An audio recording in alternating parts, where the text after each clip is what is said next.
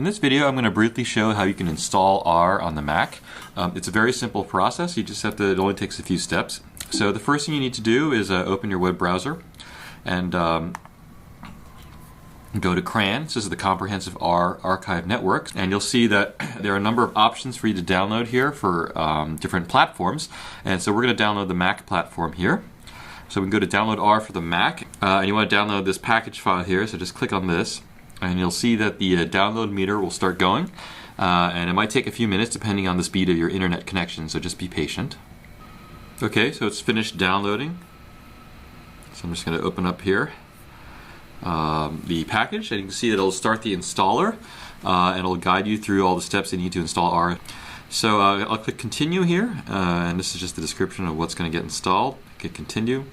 The software license agreement is the GNU General Public License version 2. So you should agree to the license after having read it, of course. And then you can just click install here, and you might have to type in your administrator password, so just go ahead and do that. And it'll start installing the files on your computer.